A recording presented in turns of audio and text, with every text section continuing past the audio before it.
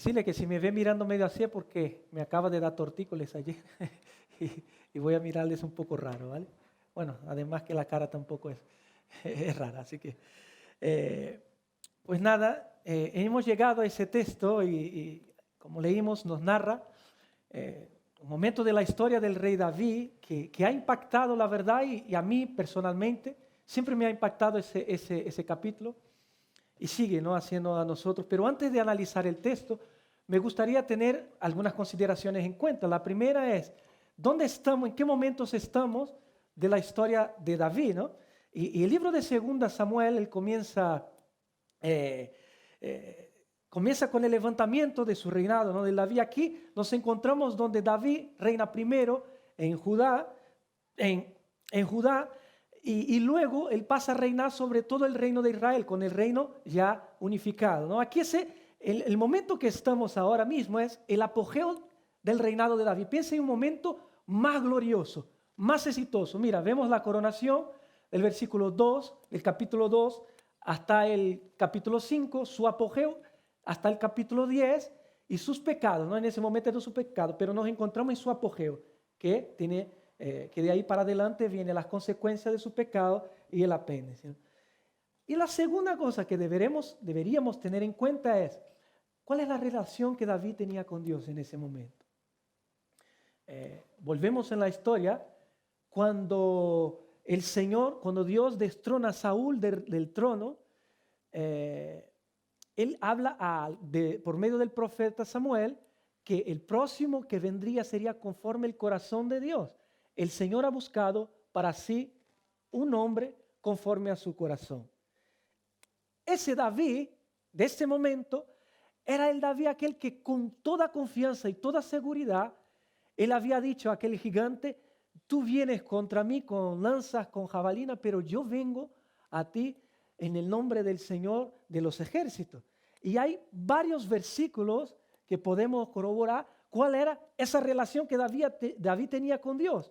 Como podemos ver en 1 Samuel 23, versículo 2, que dice, entonces consultó David al Señor diciendo, ¿debo ir a atacar a esos filisteos? Y el Señor le dijo a David, ve, ataca a los filisteos y libra a Keila. El otro versículo también podemos ver, mira, de nuevo consultó David al Señor en 1 Samuel 23, 4.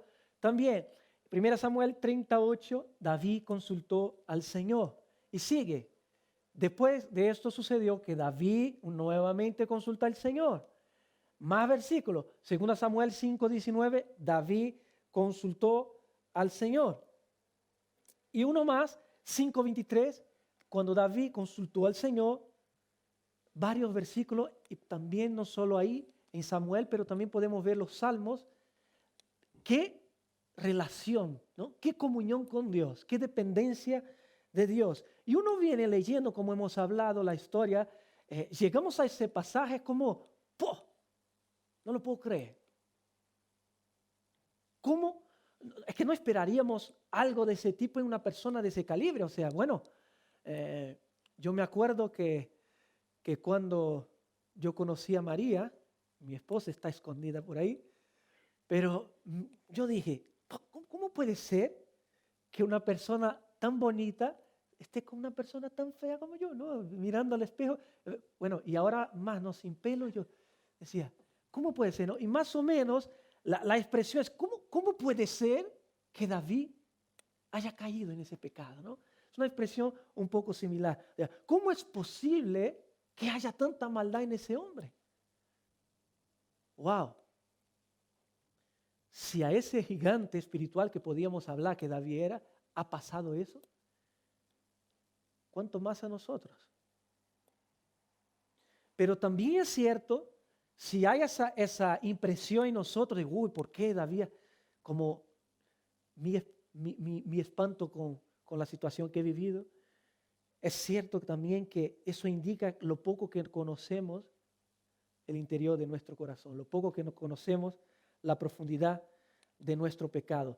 En el punto 8 de las resoluciones de Jonathan Edwards, él lo dice, resuelvo actuar en todo aspecto, ya sea hablando o haciendo, como si nadie hubiera sido tan vil como yo y como si yo hubiera cometido los mismos pecados o tenido las mismas enfermedades o fallas que otros.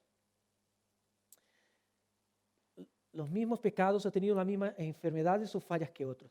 Y que yo permitiera que el conocimiento de sus errores causara nada que fuera vergüenza en mí y mostrara solo una ocasión para confesar mis propios pecados y miserias a Dios. En fin, es necesario no solamente, es muy fácil identificar en David, ¿no? Cuando vemos el adulterio y cuando vemos todas sus actitudes en ese proceso de oscuridad. Sí, podemos identificar, pero también tenemos que tener cuidado y estar atentos a los pecados que son tan minuciosos que a veces nos pasan desapercibidos, ¿no? Aquel que piensa está firme, mira, que no caiga. Cuando entramos en el capítulo 1, capítulo 11, versículo 1, estas señales que habíamos visto de esa relación con el Señor ya no se encuentran, desaparecen. Esa relación que tenía ya no vemos. Y cuando ellos salían a la guerra, los reyes ellos solían consultar a Dios y ahí en ese momento ya no hay. Roberto Lloyd dice en su comentario, se protegían espiritualmente, manteniendo una comunión estrecha con su Señor, pero en el momento que bajó la guardia comenzaron sus problemas. ¿Cómo es que alguien tan dedicado a Dios y al ministerio pudo caer tan estrepitosamente? Es probable que parte de la respuesta sea que dejaron de consultar al Señor. Cuando uno incurre en esa falta, se puede esperar problemas en cualquier área de la vida, como sucedió con el rey David. Lo acostumbrado era que el rey fuera con sus tropas, pero en esta ocasión y sin consultar al Señor, David permaneció en Jerusalén. Este descuido de sus responsabilidades causó que estuviera en el lugar equivocado. Debía haber estado con su ejército, sin embargo, permaneció en la comunidad de Jerusalén. El contexto de David sabemos que es un poco diferente del nuestro, pero en cuanto al descuido de sus obligaciones espirituales, el descuido de su intimidad con el Señor, su estado fue agravando. Y seguro que todos tenemos la experiencia de cuando nos descuidamos, un momento de pasar un tiempo con el Señor, en la lectura de la palabra. ¿Cómo cambia nuestro carácter? Eso solo hay que preguntar a nuestro cónyuge, a nuestro compañero de piso, nuestros hermanos. ¿Cómo cambia? ¿Somos ásperos? ¿Cómo respondemos cuando nos hiere nuestro cónyuge? ¿Gritando o a veces diciendo palabras que no deberíamos decir? ¿Y cuál es el resultado, no? De todo eso? Pero parece ser que el autor, él quiere que nos demos cuenta de algo. Que para Dios sí importa lo que estemos dedicando nuestro tiempo. Si nosotros no estamos haciendo lo que debemos hacer, es un momento propicio para estar expuesto a las tentaciones. Y a esas alturas de la vida de David, como vimos, es muy probable que ya no rendía cuentas a nadie, o lo que le decían ya no tenía importancia total, era el rey. La ceguera espiritual está relacionada con la incapacidad de recibir el consejo de otros y la corrección de parte de otros, justamente porque me niego a aceptar la verdad que otros dicen al respecto de mí.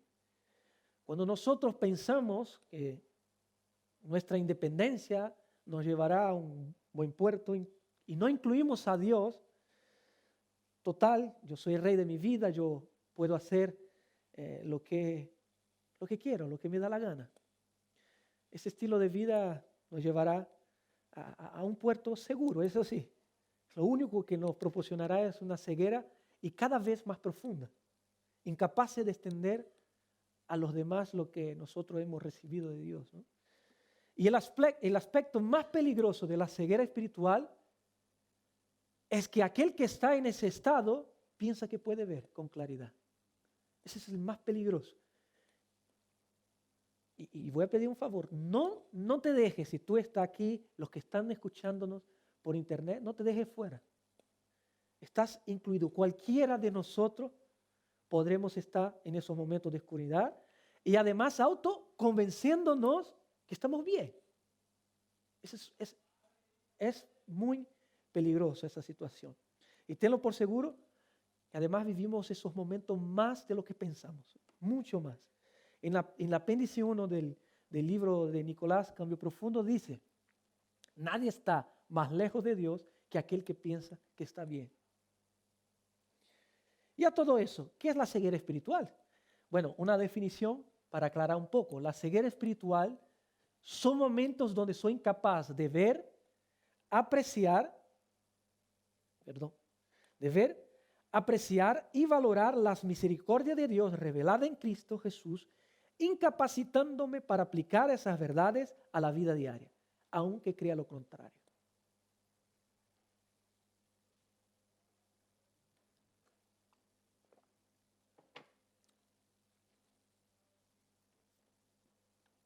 ¿Y cuáles fueron esas consecuencias en la vida de David, de ese estado de David? Él no era capaz, la afirmación dice, la ceguera espiritual son momentos donde soy incapaz de ver, apreciar y valorar las misericordias de Dios reveladas en Cristo Jesús, incapacitándome para aplicar esas verdades de Dios a la vida diaria, aunque yo crea lo contrario.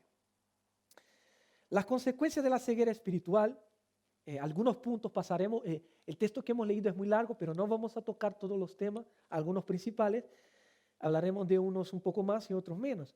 Pero ¿cuáles fueron las consecuencias? La primera consecuencia, está repetido, pero la primera consecuencia, David se entretiene en los deleites de los ojos.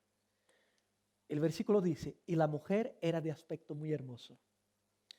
Y aquí podemos poner cualquier cosa, ¿eh? No nos centremos solo en el adulterio. Pensemos en algo que nos atrapa, algo que nos cautiva, que nos llama la atención. Y no voy a hablar de la rebaja ni vacaciones porque David y Nico se la pasan hablando muchas veces. Cualquier cosa, yo diría que cualquier cosa buena o mala que nos aleja de mi comunión con Cristo y mi participación efectiva en su reino. Actividades, personas, lugares, hábitos. La segunda consecuencia, David ignora la información recibida. Y alguien le dijo, mira lo que le dijeron a David cuando él preguntó sobre Betsabé. Y alguien le dijo, ¿no es esta Betsabé, hija de Eliab, mujer de Urías Eteo? El pecado que David cometió tomó proporciones sobresalientes. ¿Por qué tomó proporciones? Porque su moralidad fue afectada por su ceguera. Él tenía una cercanía con esa familia. En el texto, leyendo muy rápidamente, parece que no.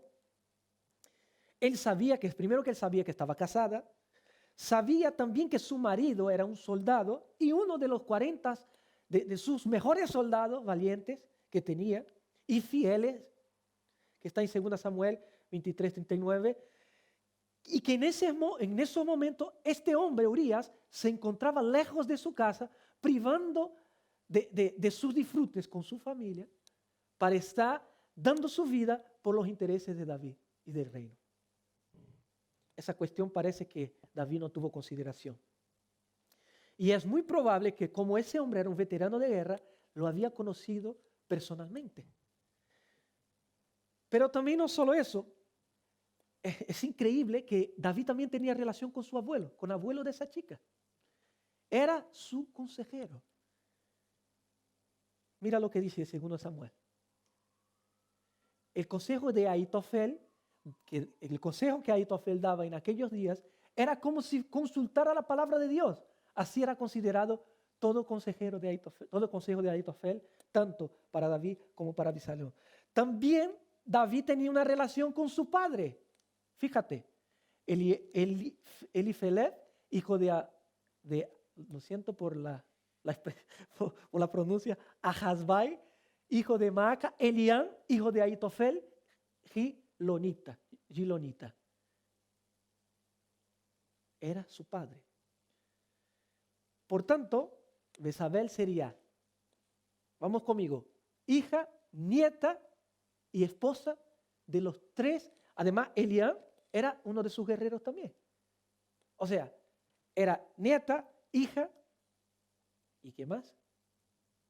Ya, Es Hanit, hija y esposa de los tres mayores guerreros de David.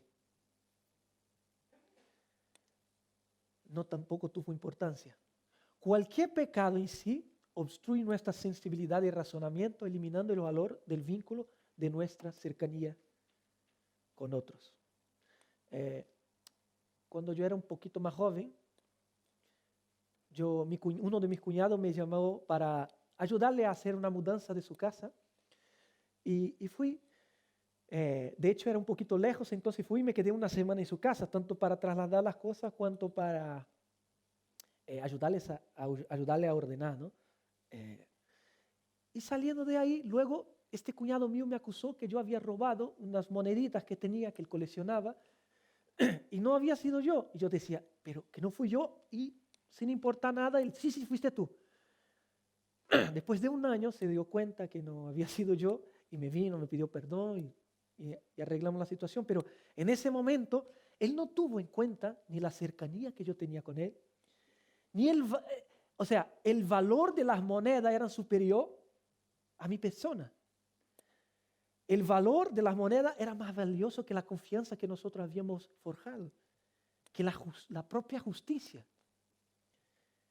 David tampoco tiene nada en cuenta de esas cosas. La cercanía no tiene valor para él.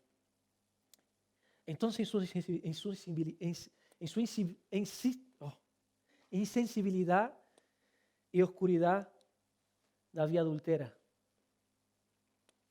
Y David envió mensajeros y la tomó. Cuando ella vino a él, durmió con ella. Miremos esa afirmación que la tenemos aquí. El hecho que yo quiera demasiado aquello que no es mío es una señal que no estoy satisfecho con lo que tengo. Si lo que es mío me es satisfactorio, no buscaré en lo ajeno. De hecho, yo he escuchado algo parecido en muchas personas, que la estrategia para evitar que su pareja vaya con otra o con otro, tenga relaciones fuera del matrimonio, es que estuviera satisfecho en casa, ¿no? O sea, lo tengo contento o la tengo contento para que no vaya a buscar en otro lado. Y voy a corregir un poco esa frase, que creo que más o menos debería quedar así, ¿no? El hecho de que yo quiera algo demasiado, un sobredeseo, cualquier cosa, buena o mala, es una señal ineludible de mi satisfacción en Cristo.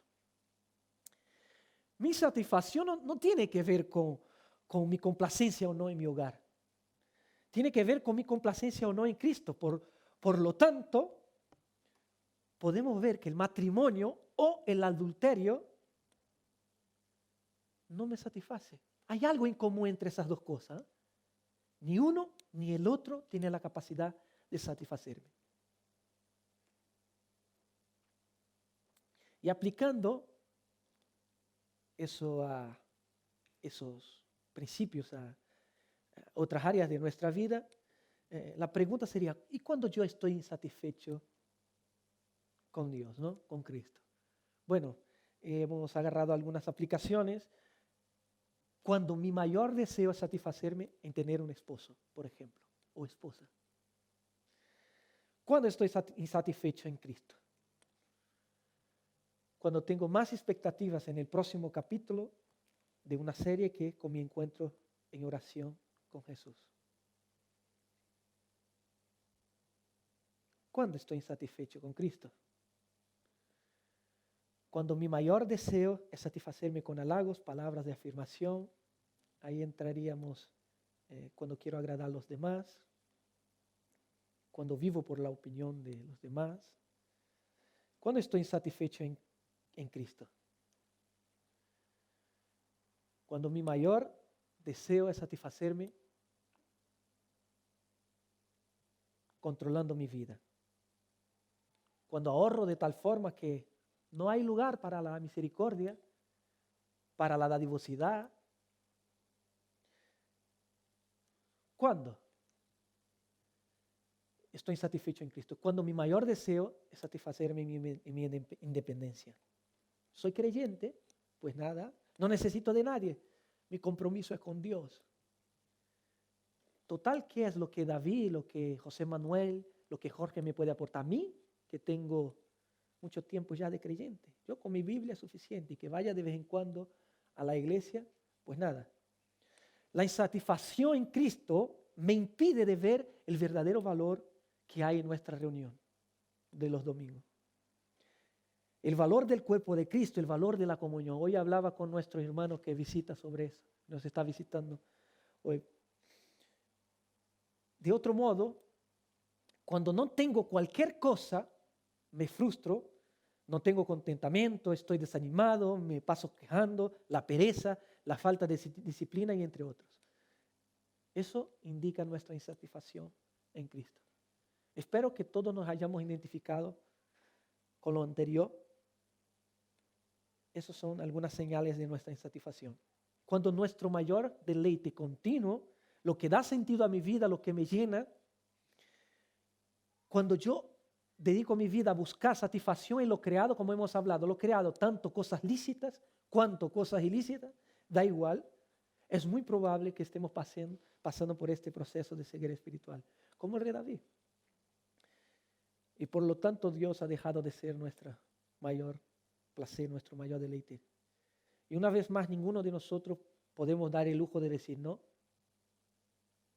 paso por esa realidad. El otro punto que podemos ver en la consecuencia de la ceguera espiritual de David, él encubre por lo menos intenta encubrir su pecado mostrando falso interés.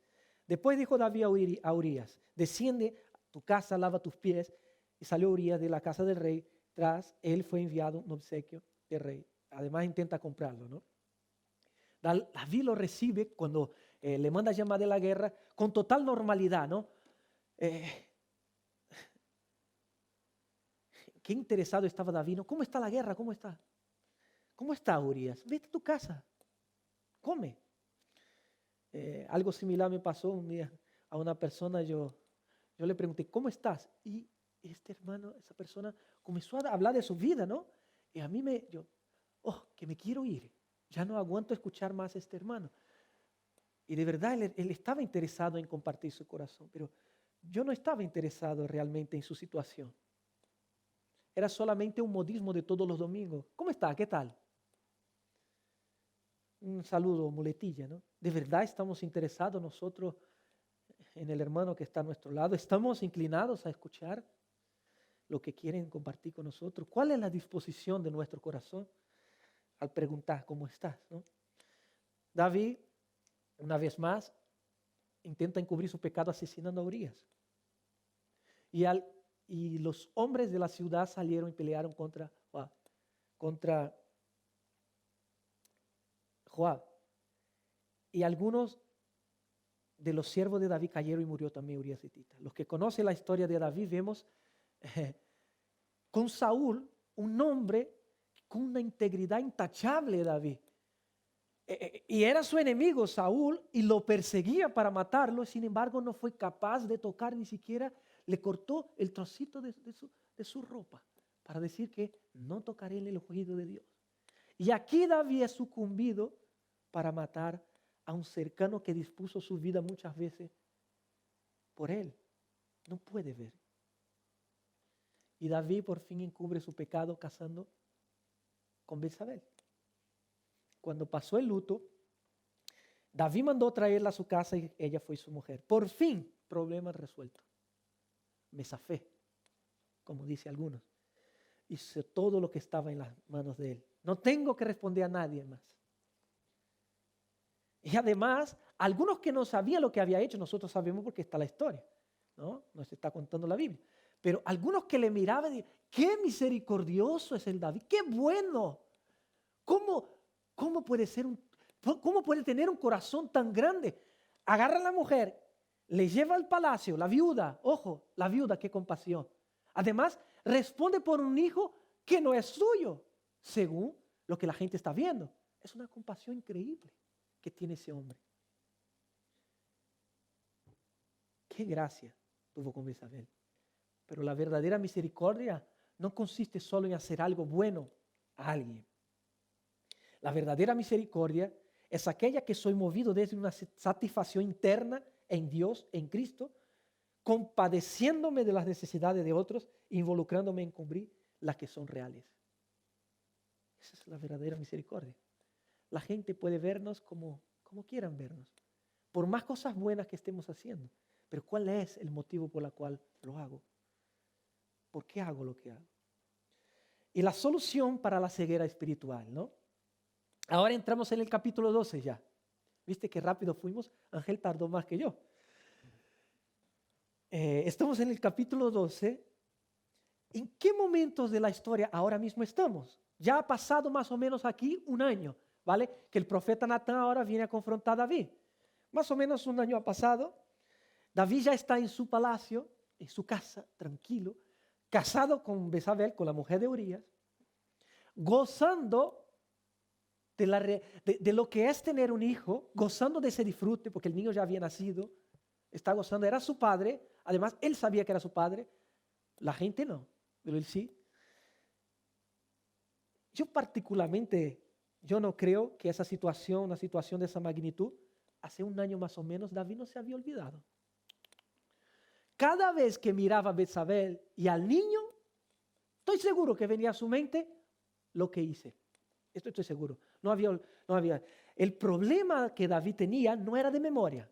El problema no era de memoria.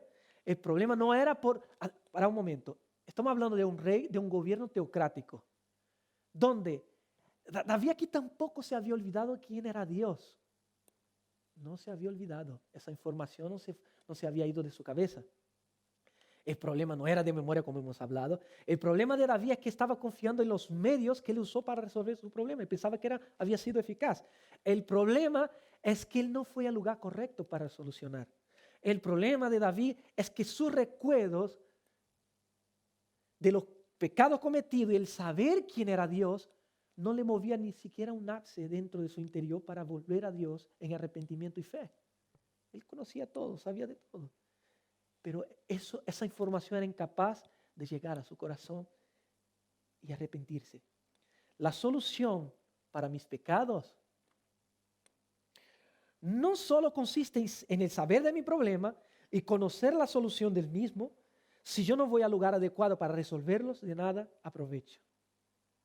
Puedo tener sed y saber dónde hay agua, pero si no voy a beberla, seguiré sediento. Había medios para David saciar su sed. Él podía haber usado varias herramientas que en aquel momento Dios había dado para que resolvieran. Está involucrado en su responsabilidad, estando expuesto a su llamado por medio de la comunión con Dios. Había muchos medios, pero esos medios, acordamos de una cosa también, que esos medios no nos liberan de la tentación, pero sin ellos tampoco nos libraremos de ella. Pero también hay un detalle en la Biblia, cómo se expresa. Podemos ver una secuencia. Cuando miro el pecado de Adán y Eva y el pecado de David, hay una secuencia que se repite. Vamos a ver rapidísimo, mira. David, Adán y Eva. Descuido de funciones. Cuando vamos al huerto del Edén, vemos lo mismo. David vio una mujer de hermoso parecer, era agradable a los ojos y quería satisfacer sus deseos. De la misma forma, vio el árbol, vio que era bueno, agradable a los ojos y quería satisfacer sus deseos. David la tomó y se allegó a ella. En el huerto del Edén lo tomó del fruto, Eva, y lo consumió. David quiso esconder su pecado y Adán y Eva lo mismo. Absolutamente lo mismo. Es una tendencia de todo ser humano, natural, cuando cometemos algún pecado, esconderlo, esconder nuestro pecado. David estaba rodeado de personas que eran usados por Dios para aconsejarle a tomar las decisiones adecuadas en el momento adecuado, a tomar decisiones con sabiduría, pero él rechaza escuchar a otros. Y Dios ha especificado medios para que nosotros también bebamos de esa agua. ¿Sabe cuál es? Uno de los medios es el que está a nuestro lado, nuestro hermano. el compartir el consejo de otros, el aliento, la reprensión, la otra persona puede ayudarnos a ver lo que nosotros no estamos viendo. Y ese vínculo, esa confianza, esa relación nos ayuda para crear.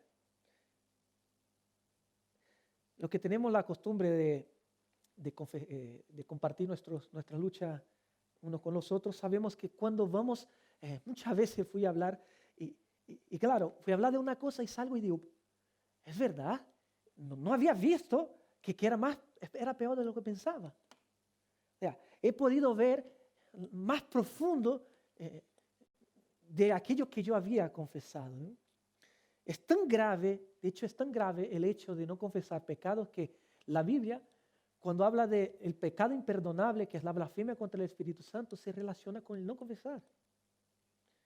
Si el ver mis pecados no me lleva a Cristo en arrepentimiento y fe, no tendré perdón. La confesión de pecados entre nosotros es un ejercicio donde yo confirmo el Evangelio, que somos pecadores, es un medio donde caminamos en ayuda mutua, nos humilla, nos iguala entre hermanos, nos proporciona el valor del cuerpo de Cristo para mi crecimiento a la imagen de Cristo, nos ayuda a valorar el Evangelio, nos acerca al estado del hombre según el corazón de Dios. La primera vez que yo escuché a alguien confesando sus pecados fue Nico en Lanzarote predicando, y yo pensé, qué tío raro. Claro, él me estará escuchando. Porque no era mi costumbre. Escuchaba así la gente diciendo, bueno, yo tengo pecados, somos fallos, pero no con nombres específicos a los pecados, ¿no? Y fue algo, pero lo que más me impactó, lo que más me cautivó fue que él, lo que hizo, desechó aquel estereotipo que yo tenía de la hipocresía del púlpito a la gente, ¿no? Como que el que está aquí era más santo, era más espiritual. Él rompió la distancia que había de aquí a allí, ¿no? Los que están sentados.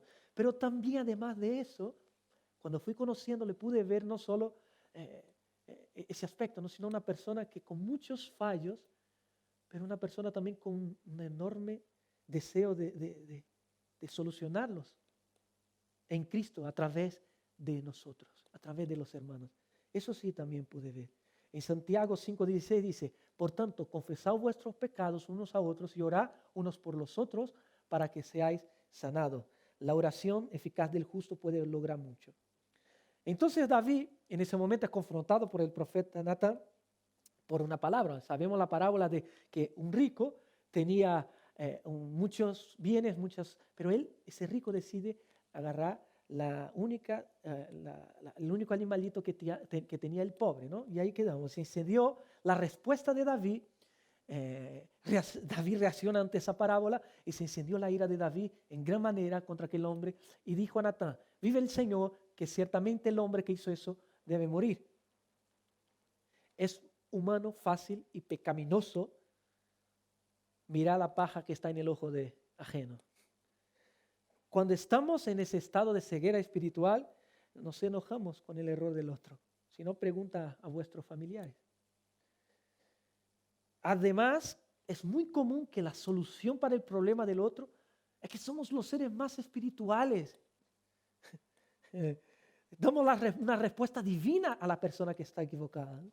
La solución a la debilidad de otro. Cuando estamos en ese estado, hay una inversión de valores. Lo que aparenta juicio no es más que impulsos desordenados que lo que busca nuestra justicia propia. David dice, merece morir. Merece morir ese hombre. Me acuerdo también del encuentro que el ciego tuvo con Jesucristo y los discípulos le preguntaron, ¿quién pecó para que ese hombre esté en esa situación? ¿Sus familiares, sus antepasados, él mismo? Los discípulos le preguntan, ¿no? Y Cristo le responde, esa situación es para que Dios se manifestara en su vida. Es evidente que la ceguera espiritual nos impide ver más allá de lo que vemos con nuestros ojos, lo aparente. No vemos los verdaderos propósitos de Dios. Nosotros decimos, ¿no? Lo que tienes que hacer es orar. O la Biblia dice que sus discípulos decían, ¿quién pecó, Jesús? ¿Ellos o él? Por lo tanto, como Él está en esa situación de ceguera, pues yo soy superior a Él. Intrínseca, por debajo, ellos no dijeron eso con su palabra, pero sí lo que estaban afirmando es, Él sí ha pecado, por lo tanto está en esa situación. Yo que no tengo nada físico, no tengo pecados. Soy mejor que esa persona. Cristo no solamente abre los ojos de ese ciego solo para que el ciego viera. Cristo también quiere que sus discípulos vean. Cristo en ese momento le está diciendo, ustedes también son ciegos. Alguien me dijo por WhatsApp, un mensaje por WhatsApp, dijo que la ceguera espiritual tiene que ver que cuando yo analizo mi vida espiritual, mi cercanía con el Señor, las obras que yo hago, veo una realidad que es totalmente distinta a la que Dios ve. David condena al malhechor con 4 veces más de lo que él había quitado del pobre. Y es verdad que eso sí estaba contemplado en la ley, pero David supera la ley y dice, debe morir. Eso no estaba contemplado en la ley. Es como algunas personas en la sociedad que luchan con tanta vehemencia contra el maltrato de los animales que son maltratados en las plazas de España, ¿no? Y también esas mismas personas luchan con todo ímpetu, con todas ganas, para asesinar miles y millones de niños con el aborto en España y en el mundo. Esas mismas personas. ¡Qué contradicción! Es cierto que nosotros como creyentes, nosotros no estamos de acuerdo ni con el maltrato de ningún animal, tampoco con el aborto, pero David aquí, él tiene una enorme compasión con un animalito, con el hombre que perdió su animalito, y no es capaz de ver que ha matado a un ser humano. Tampoco, no un ser humano, ha matado al ser humano. Ha habido muchas muertes en esa guerra. No solo Urias ha muerto en esa tentativa de asesinato. Ahí las consecuencias en la sociedad fueron drásticas. Ha habido padres sin hijos, hijos sin padres, amigos sin amigos, sin compañeros. El pecado nos deja insensible a la verdad de que un día fuimos convencidos de ella. Cristo es el que murió, Cristo es el que justifica, Cristo es el que perdona, que el Evangelio es la respuesta. Natán, por medio de la parábola, luego le recuerda las misericordias de Dios. Le hace ver su condición. Le pone el dedo en la llaga. Tú eres aquel hombre. Eres tú, David. Tú eres el malhechor. Segundo que David lo hace, que Natán lo hace, le hace a David, le muestra quién es Dios. Así dice el Señor Dios de Israel. Yo te ungí sobre Israel y te libré de la mano de Saúl. Yo también entregué a tu cuidado la casa de tu Señor, las mujeres de tu Señor, y te di la casa de Israel y de Judá. Si eso hubiera sido poco, te hubiera añadido mucho más cosas como esta.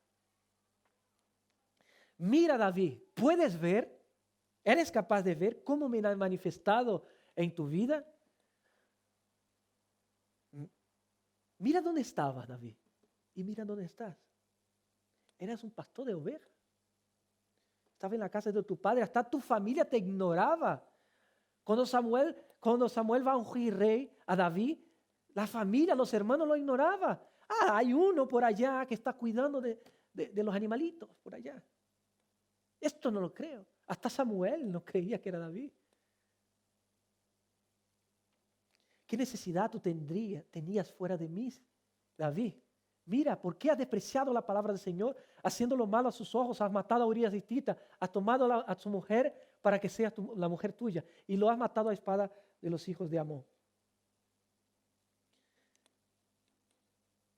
La consecuencia y el perdón de pecados. Por lo tanto, como no has tenido en cuenta mis palabras, tus pecados tendrán consecuencias. El hecho de que Dios se ha presentado como se ha presentado, un Dios de misericordia, un Dios compasivo, por eso mismo, Él tenía que aplicar la justicia. En Proverbios dice, el que detiene disciplina a su hijo lo aborrece.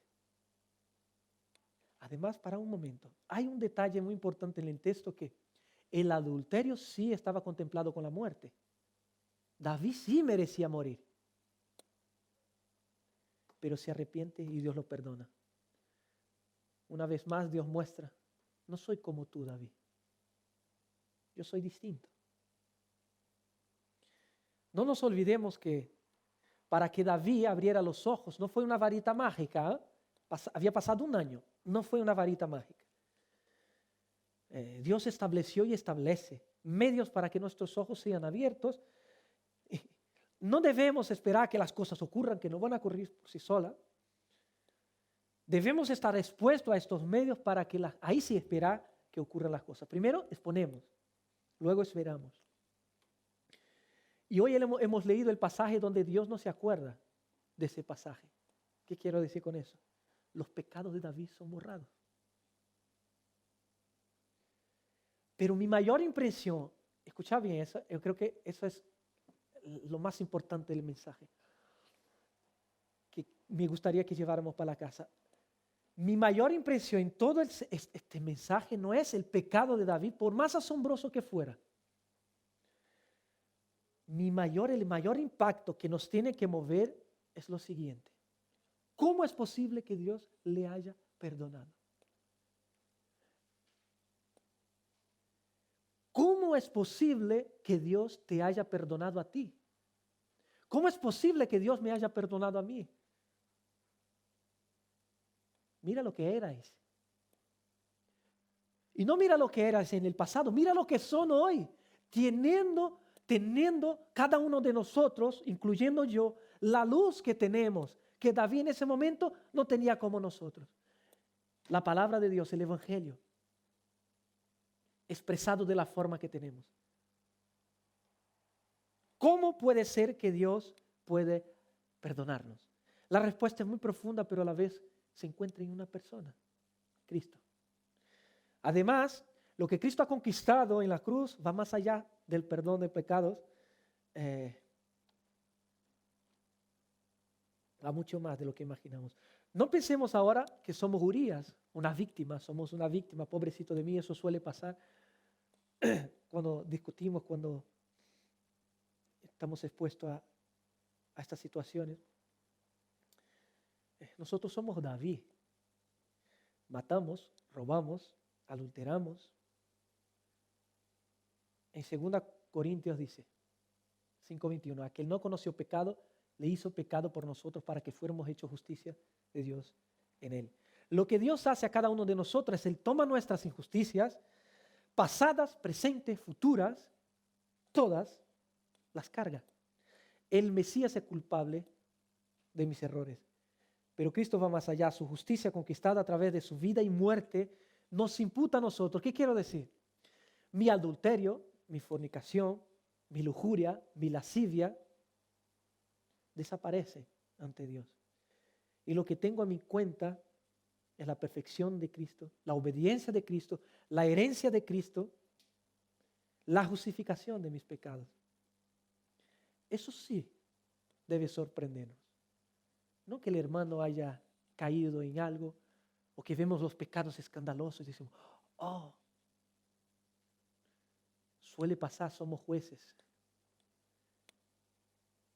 Lo que debe impactarnos es Dios y lo que hizo por nosotros. Y esa fue la forma en que David pudo ver, mirando las misericordias de Dios. Padre, te damos gracias porque es un privilegio hablar de tu palabra. En varias ocasiones de nuestra vida nosotros nos descuidamos de las disciplinas espirituales, nos alejamos de ti, escogemos un camino de ceguera espiritual, pero a la vez tú constantemente, como Apocalipsis dice 3:23, que tú estás llamando constantemente para que podamos tener esa comunión, esa relación, esa intimidad, esta cena contigo. Y una y otra vez volvemos a apreciar y disfrutar de tu compañía. En esta semana, ayúdanos a seguir disfrutando de ella y ayúdanos también, como Natán, a despertar a otros que están dormidos, a despertar a otros que están ciegos.